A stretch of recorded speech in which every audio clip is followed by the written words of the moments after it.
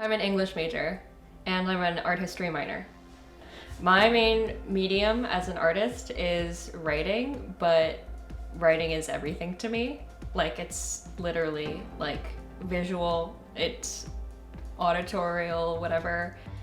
It was honestly just felt like a path that I was always on that I didn't realize I was on.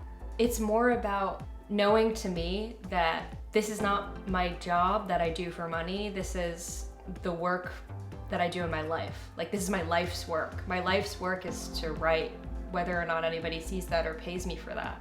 There's so much value in putting what's in your head into words, because what's in your head is not words. You know, nobody's actually thinking in like, in full paragraphs, right? But putting them all together and putting them down is like, it's like a magical thing, because everybody should be thinking heavily about like, oh, how do you use words? Because that's interesting, because it just makes you a much better communicator. So if you like get into a lot of conflicts, if you feel misunderstood, you just need to be journaling, in my mind. Therapy's good too, but journaling is so important.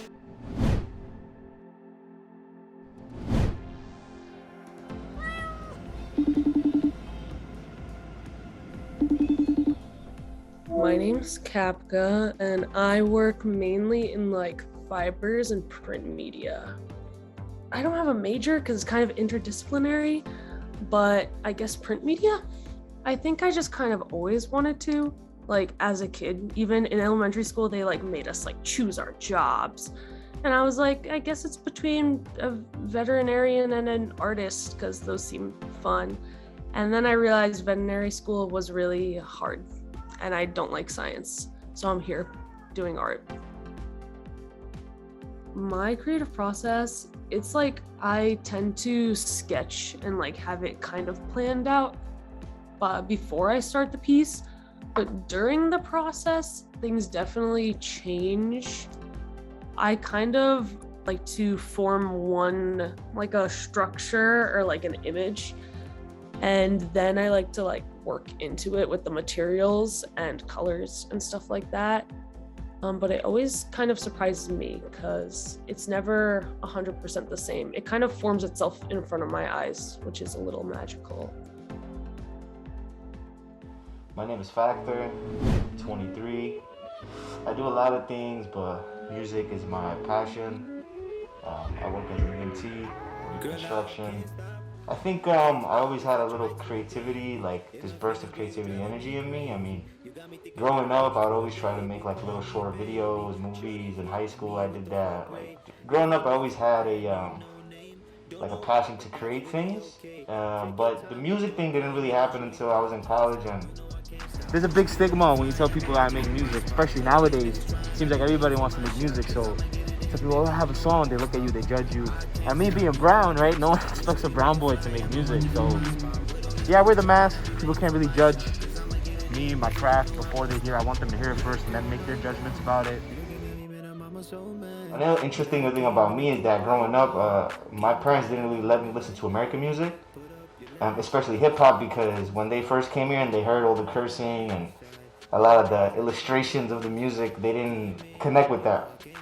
So growing up, I listened to a lot of like folk Pakistani artists, and then when I was in high school, I would like secretly listen to like hip hop and stuff. So I think the first song I ever listened to was Patiently Waiting by 50 Cent. From my peers and also my family, they always telling me like, you can't pay bills with that. You can't pay bills with that. Well, I got my bachelor's in biology. I ain't paying bills with that yet. So, I feel like particularly art college, it puts you on a successful path, like connection-wise.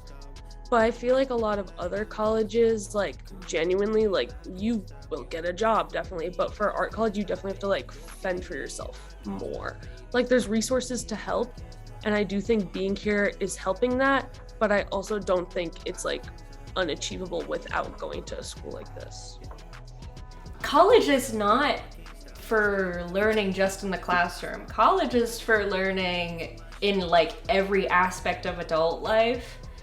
And that is more valuable than whatever you sit in class for. All the people that I've met, all the experiences that I've had, like, they did me far better than whatever I sat and learned in class. Even though I loved it and I value it and I cherish what I learned in class, I just don't think I'm ever going to be able to talk about like Wuthering Heights ever again. At the moment, nothing else gives me drive like this does right now, and I'm hoping for that to like stay like that for forever, because I think that would be awesome. I guess it's hard to say if it outweighs the risks because I don't know what the future holds, but I feel like, I don't know, like the way I live now is definitely worth like the price I pay, I guess. Whenever somebody tells me like, or my parents are worried like, why aren't you going in a journalism course? Why aren't you like pursuing this kind of thing or copywriting? I'm like, that's what kills the spirit of the thing that I want from writing. Like, it's nice to be paid, but I think it can be such a pitfall. In art, I get the most joy from like, I guess when I finally complete a piece and it feels done. Like when I do, especially in like printing, I'll pull like the last layer off a press and I'll look at it, and if I like how all the colors and like everything looks, I'm like, wow, like I really outdid myself. That's like definitely the best feeling. I don't want my work to be like up there, like in the MoMA. I kind of just prefer it to be like accessible and like, I don't want to say mass produced, but like if everyone wants a poster, everyone can have a poster. I prefer just stuff that's like less serious, quote unquote. I never planned on becoming rich and famous off this. I just did this to sort of get this like energy out of my body that I always had cooped up, you know? And so for me, if I could just keep on making the music I like to make, keep introducing myself to new types of music, new sounds, maybe go to med school and stuff like that, helping my community. I think the dream situation would be that I can aid my community while doing the things that I love to do. I want to have that freedom to make whatever I want to make, whenever I want to make it. I think that it's a constant battle and a balancing out, and I think the moment of success in my eyes is when I'm sitting down and I have that moment of just like, wow, it really fell into place. Like it really like came together in some way. So I feel like that's success to me, and unfortunately, it does not last very long. Success for me, I guess it's just being able to like have a sufficient income and have the things I want financially taken care of, because I don't really have a point past that. I feel like a lot of people are like, I want to have a big house and 50 cars and a Tesla, and I'm like, I want to be able to afford snacks when I want.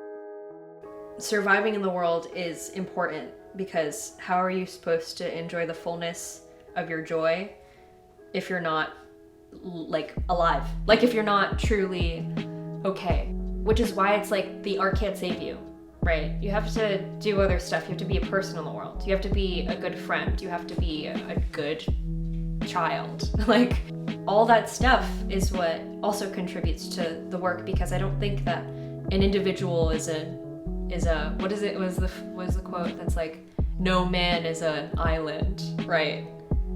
Your environment is really important.